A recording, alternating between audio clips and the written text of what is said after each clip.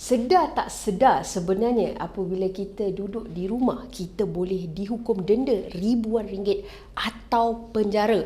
Ada beberapa kesalahan sekiranya kita duduk di rumah yang didenda atau dipenjara. Nak tahu lanjut? Jom saksikan video ini. Jangan lupa subscribe dan like kepada channel kami.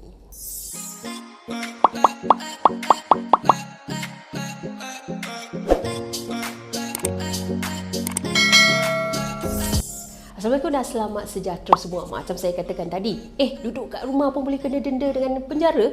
Apa kesalahan kita boleh lakukan dekat rumah? Zaman sekarang ni zaman teknologi.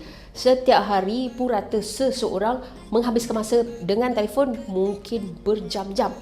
Jadi di situlah bermulanya kesalahan. Misalnya kita ni menulis sesuatu berkenaan dengan kerajaan ataupun pihak lain ataupun apa-apa sahaja berita secara sumbang, jelek, palsu atau menganiaya. Malahan sekiranya kita membuatkan seseorang itu dianiaya serta menyakitkan hati dan mengajak ke cyberbully, ini boleh didenda di bawah Seksyen 233 Akta Komunikasi dan Multimedia, dan hukumannya boleh sehingga RM50,000 atau dipenjara tidak lebih 1 tahun atau kedua-duanya sekali.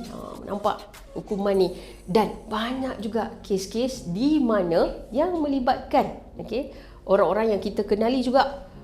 Misalnya pada PKP hari itu, Azwan Ali pernah didenda di bawah seksyen ini kerana membuat satu status muat naik terhadap jururawat, dan denda yang dikenakan walaupun maksimumnya adalah RM50,000, tetapi denda yang dikenakan walaupun dikatakan sehingga boleh RM50,000, tetapi denda mungkin adalah berkurangan sekiranya anda mengaku bersalah. Jangan kerana keinginan kita untuk berkongsi dan memuaskan hati kita dengan membawang itu telah menyebabkan kita didenda sehingga puluhan ribu ringgit. Jadi perlu berhati-hati. Dan seterusnya, berkongsi maklumat palsu. Kita ni kadang-kadang apabila kita dapat berita, kita tak semak pun kesahihannya, terus kita tekan share. Di dalam Seksyen 505 Kanun Keseksaan, pernyataan ataupun tulisan yang dimuat naik dengan niat menyebabkan ketakutan dan kegetaran awam ataupun mendatangkan khianat awam secara menyebabkan ketakutan kepada orang awam boleh didenda maksimum 2 tahun penjara atau denda atau kedua-duanya sekali. Nampak tak serius kesalahan ini? Kesalahan ini pernah dilakukan oleh ahli Parlimen Kuantan iaitu Fuziah Saleh kerana memuat naik satu status yang dikatakan tidak benar, dan dia mengaku tidak bersalah dan kemudian telah dijamin sebanyak RM3,000. Nampak? Anda perlu berhati-hati sekiranya anda menggunakan telefon.